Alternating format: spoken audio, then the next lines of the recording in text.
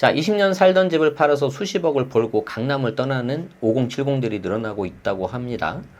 그리고 그 집을 3040이 사들인다고 해요. 일단 이 기사를 가져온 이유는 제목이 좀 약간 자극적이고 흥미로운 주제라서 가져왔는데, 모르겠습니다. 제가 전체 데이터를 다 알고 그런 거는 모르기 때문에 함부로 말씀을 못 드리겠지만, 적어도 제 주변에는 그냥 그동안에 올랐던 거 시세 차익 벌어가고 애들한테 좀 증여해주고 그래야 되니까 강남 팔자 이러신 분들은 저는 많이 못 봤어요.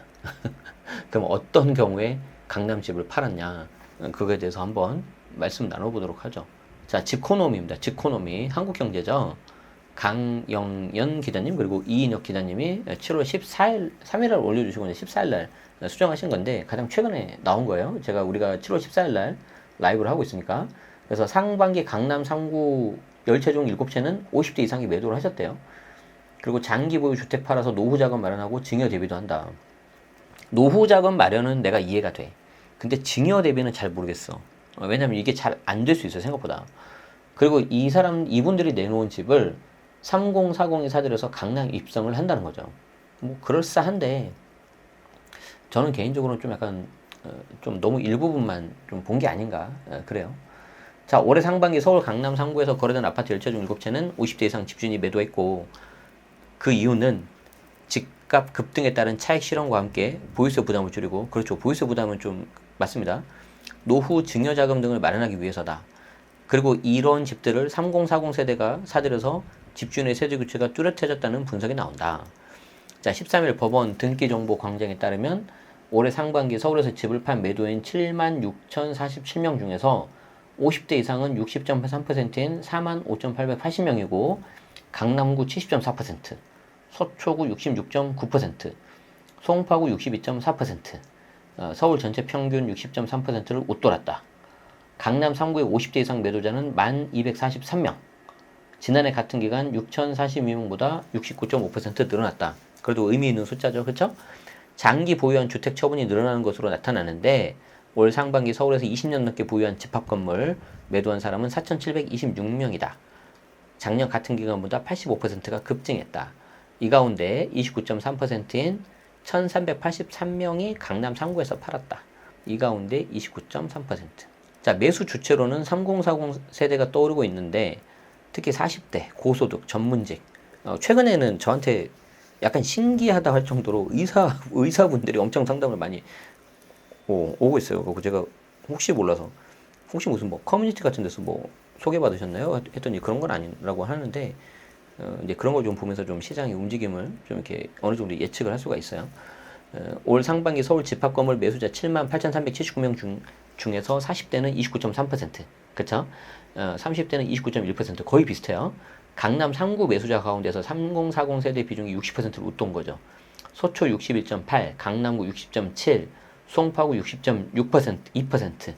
50대 이상의 재건축 입주권이나 새 아파트를 매물로 내놓으면 3040 세대 고소득층이 이를 사들인다는 거예요. 그래요. 자, 그럼 왜 이 사람들이 물건을 내놓느냐? 50대 이상이 은퇴하거나 은퇴를 앞두고 부동산 자산을 줄이면서 노후 자금을 마련하고 증여 등을 대비하는 흐름이 활발해질 거라는 관측이 나오고 있는 거죠. 김효선 농협 수석 전문위원은 집값 상승에 따른 재산세, 종부세 등 보유세 부담이 작지 않다. 저는 이게 크다고 봐요. 보유세. 원베일리 국평 하나 갖고 있으면 올해 1,800만 원 정도 나옵니다. 보유세가. 3040 세대 중에서 자금 여력이 큰 수요자들이 강남 아파트를 사들인 사례가 늘어날 것이라고 내다봤다. 저는 보유세 이유가 가장 크다고 봐요.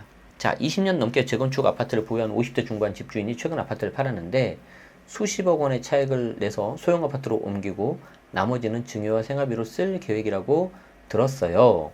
서초 반포에 있는 A공인중개사 대표. 중요한 건 이제 여기 소형 아파트를 어디 가는지를 보셔야 돼요. 어디로 가는지. 저 같은 경우는 어떤 분들을 많이 봤냐면 반포를 팔고 개포 신축으로 간 분들을 많이 봤어요.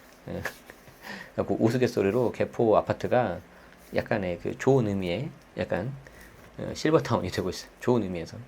자, 올해 들어서 서울 강남 3구를 중심으로 50대 이상 집주인의 주택 매도가 늘어나고 있는데 아까 그 약간 중복되는 내용입니다. 그래서 이런 것들은 넘어갈게요. 자, 강남권 집값이 크게 오르면서 차익 실현을 위한 매도가 늘어난 것으로 해석이 되는데 국토교통부 실거래가 공개 시스템에 따르면 압구정 신현대 부차 전용 면적 111제곱미터가 지난 5월 60억에 손바뀜했다. 2006년 5월 같은 면적이 13억 4천만 원에 거래된 단지인데 20년간 보유했다면 46억 넘는 차익을 볼 수 있었다는 뜻인데 이 46억을 만약에 거주를 안 했다. 그러면 상당 부분을 세금으로 다 뜯겨버립니다. 비과세를 하더라도. 그래서 우리 앞에서 봤잖아요. 앞에서 거주를 오래 하셔야 돼요. 그래야 비과세 됐을 때 양도세가 많이 줄어듭니다. 제가 유재석 씨 사례로 한번 계산 다 해봤어요. 취득가 10억, 양도가 90억. 아니 무슨 말이냐? 우리 유재석 씨는 전세를 살고 있었다. 근데 중앙일보에 작년에 나왔던데 하나 갖고 있다고. 그런데 이제 특별한 말씀은 없는 거 보니까 반박이 없는 거 보니까 맞긴 맞는 것 같아요. 거주를 많이 해야 돼. 자, 2009년 7월 13억 9천만 원에 팔린 9,300만 원에 팔린 레미안 퍼스티지. 개인적으로 제가 되게 좋아하는 아파트입니다. 한강 뷰 빼고는 거의 다 완벽해요. 전용 84는 지난달 48억 2천에 거래되기도 했는데 올해 강남에서 20년 이상 집을 보유한 사람의 매도 비율이 높았다. 차익이 커서 노후 생활비뿐 아니라 자녀 증용으로 활용하는 것 같다. 그래서 이제 두 가지가 있겠죠. 저 레미안을 실제 팔아서 그 돈으로 자녀한테 현금을 주는 경우도 있고 아니면 저거를 별도 감정평가를 받고 금액을 맞춘 다음에 자녀한테 저가형수도로 매도하는 경우도 있죠. 후자가 훨씬 많고요. 저라면 그렇게 안 하죠. 게다가 지금은 토호제이기 때문에 자녀가 곧바로 실거주해버려야 돼요. 방금 제 말 이해되세요? 우리가 주택을 자녀한테 넘길 때 세 가지 방법이 있어요. 증여가 있고 부담부 증여가 있고 특수관계자 저가형수도가 있죠. 표정들이 안 좋으시네요. 10억 아파트를 자녀에게 똑똑하게 물려주는 세 가지 방법. 증여, 부담부 증여, 그리고 특수관계자 저가형수도. 저는 개인적으로 지금 증여를 가장 선호합니다. 왜 그러냐면 물론 이제 케이스 바이 케이스긴 한데 한 장으로 요약된 게 그림이 없네. 여기 있구나. 일단 증여를 하면 자녀가 증여세를 한 2억 2천 정도 내야 돼요. 그 취득세 한 4천만 원 정도 나오고 그래서 2억 6천 정도 들어가고요. 부담부 증여를 하면 물론 케이스마다 다른데 주택이 하나라면 넘겨주시는 분이 채무 부분에 대해서 비과세가 돼버려요. 그래서 세금을 많이 줄일 수가 있어. 근데 뭐가 문제냐면 토지에서는 저게 안 돼요. 일반 매매니까. 토지에서는 말 그대로 매수하는 사람이 실거주해야 되잖아요. 근데 부담부 증여도 채무 부분에 대해서는 양도세, 일반 매매로 보기 때문에 그거를 증여받는 자녀가 들어가 살아야 됩니다. 근데 그게 힘들면은 안 될 거잖아요. 그쵸? 마지막 저가형수도도 마찬가지예요. 저가형수도는 조건만 맞으면 세부담을 가장 크게 줄일 수는 있어요. 가장 크게. 반드시 비과세가 돼야 됩니다. 그러면 자녀가 취득세만 내면 되거든요. 근데 문제는 뭐냐면 저거를 뭐 가격을 다운시킨다 하더라도 그 해당 자금을 자녀가 전부 다 대출 포함해서 마련을 해야 되잖아요. 그 마련을 못하면 저걸 못하는 거거든요. 그래서 그게 가장 좀 큰 애로사항이다. 이거를 생각하셔야 됩니다. 어쨌든 이렇게만 보면 세부담이 가장 큰 증여를 저는 하라고 하는 건데 이게 왜 중요하냐면 자 생각을 해봐요. 내가 10억짜리를 증여를 하면 2억 6천으로 끝낼 수가 있는데 저걸 내가 10억짜리를 비과세를 받고 자녀한테 다시 내가 현금 증여를 하고 그 현금 증여를 받은 자녀가 저 10억짜리 다시 산다고 해봐요. 거래 비용이 너무 많이 나가죠. 그래서 그런 경우에는 어떻게 하냐면은 보통은 자녀한테 곧바로 넘기고 그럼 증여 취득세를 먼저 내는 거예요. 그래서 그 이름을 받은 자녀가 곧바로 자기 이름으로 세입자한테 전세를 줘서 그 전세 보증금으로 자기 증여세를 대납하면 됩니다. 그렇게 하면 토지에서도 할 수 있어요. 당장은 이제 거주를 못하는 거죠. 그렇지만 나중에 돈 모아서 대출 받아서 보증금 내드리고 들어가 살면 됩니다. 제가 봤을 땐 그게 제일 좋아요. 여러 가지 케이스 단지들을 보면서 다 계산을 해봤는데 얼추 그 다 떨어져 맞아요. 그렇게 하는 게 토지도 피할 수 있어. 자, 그래서 그 관점에서 다시 본다는 거죠. 자, 보유세 부담이 커진 것도 매도 요인으로 작용한 것으로 분석되는데 이거는 맞는데 일정한 소득이 없는 은퇴 세대의 보유세는 적지 않은 부담이죠. 그렇죠? 주택을 장기 보유했다면 자 세제 혜택을 받는 것도 매도 요인으로 꼽히는데 여기서 제가 조금 구분을 해드리려고 가져왔습니다. 잘 보세요. 헷갈릴 수 있으니까. 1가구 1주택은 보유 기간과 거주 기간에 따라서 각각 40% 합산 최대 80%까지 양도세를 공제받을 수 있는데 이게 표 2 장특공이라고 했죠. 아까 말씀드린 거. 그렇죠? 예컨대 40억 원의 차익이 발생했다면 실제 과세 대상은 8억 원 수준까지 줄어들 수가 있다. 그러니까 이거는 완전히 그 단순하게 계산한 거예요. 40억에서 80억, 80% 빼고 나머지 20%는 8억 된다는 건데 뭐 사실 이렇게 단순하게 계산하진 않습니다. 함영진 리서치 랩장은 장기 보유 특별공제를 받으면 양도세 부담이 대폭 감소하고 차익 대부분은 실현할 수 있다고 말했다. 물론 그렇긴 한데 저게 정말 내가 장특공, 저 표 2 장특공을 제대로 내가 받을 수 있는지 꼭 체크하셔야 돼요. 그렇지 않고 순간 착각하면 안 됩니다. 자, 올 2월 강남권 토호제가 일시적으로 풀린 것도 매도 급증 배경 중에 하나다. 그렇죠. 그리고 아마 제가 봤을 때는 토호제도 토호제인데 이제 좀 정권 그 당시 2월 달이었잖아요. 정권 교체에 대한 어떤 두려움, 대비 이런 것들도 있기 때문에 매도하신 것 같아요. 왜 그러냐면 작년 12월 3일 비상계엄 터졌잖아요. 정말 그래서 정말 하루 이틀 막 일주일 정도 정말 사회가 전반적으로 좀 막 그랬잖아요. 그런데 며칠 지나고 나서 곧바로 이제 상담 요청이 굉장히 많이 들어왔는데 다 저런 분들이었어요. 그래서 정권이 어떻게 될 것 같냐? 저도 모르는데. 그리고 만약에 정권이 교체가 되면 세금 어떻게 될 것 같냐?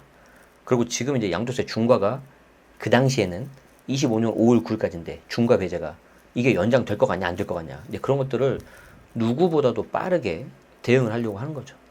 그런 거 보면은 어떤 좋은 자산을 취득을 하고 이를 잘 관리하는 거는 굉장히 많은 공부를 하셔야 됩니다.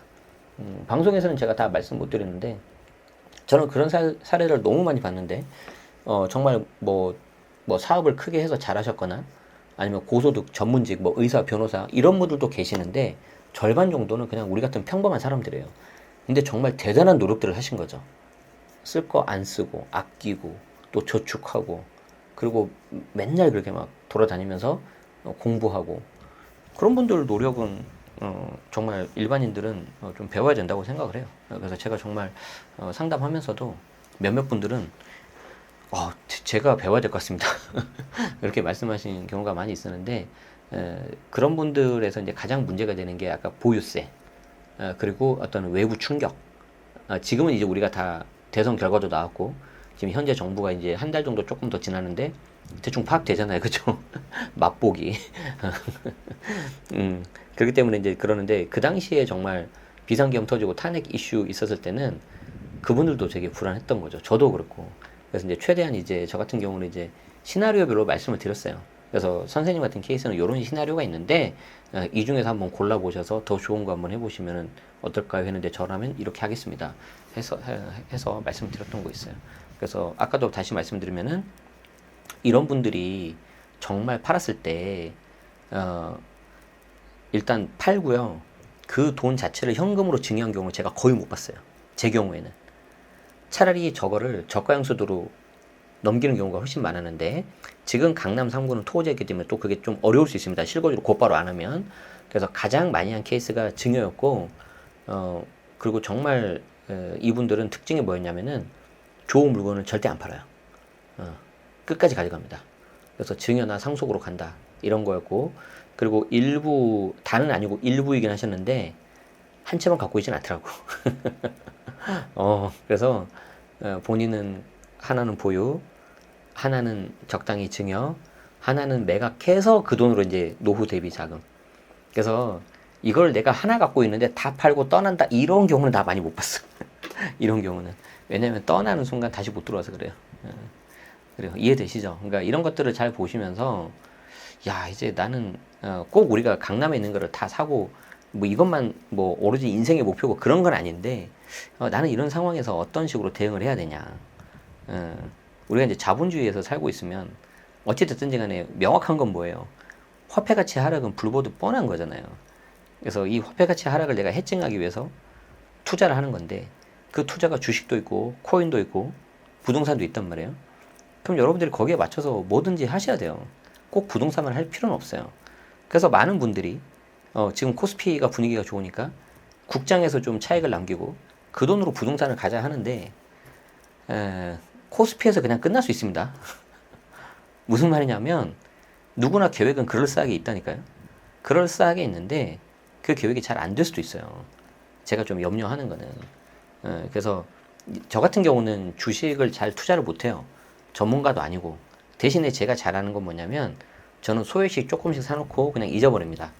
그래서 과거에 해외 주식도 저는 한 7년 있다가 작년에 팔았고 코인 같은 경우도 한 7년으로 들고 있다가 작년에 팔았어요. 왜 다 작년에 팔았냐면 해외 주식 같은 경우에는 올해 배우자한테 증여하면 1년 2월 과세가 들어가잖아요. 이제 그게 싫어서 작년에 증여하고 팔았고, 코인 같은 경우는 올해부터 과세 들어간다고 해서 작년에 팔았는데 2년 더 유예됐죠. 얼마나 짜증이 나든지. 제가 판 게 이더리움이거든요. 무슨 말인지 알죠? 지금 잘 나가고 있단 말이죠. 뭐 그래도 후회는 없어요. 어차피 수익률이 뭐 세 자릿수, 네 자릿수 그렇게 되니까. 그래서 저는 막 단타치고 이런 걸 잘 못해요. 일단 부동산이든 주식이든 코인이든 들고 가면 한 최소 5년이다. 그래서 그렇게 좀 하기 때문에 여러분들도 여러분 상황에 맞게끔 잘 투자를 하시고 그러면 좋을 것 같습니다. 아시겠죠? 그래서 기사를 볼 때도 너무 제목에만 자극받아서 이제 뭐 강남도 끝물인가? 실상을 알면 그렇게 쉽게 말 못합니다. 자, 오늘 들어주셔서 감사하고 라이브 들으시는 분들은 제가 조금 현장 질문 조금 받고 마무리하도록 하겠습니다. 고맙습니다.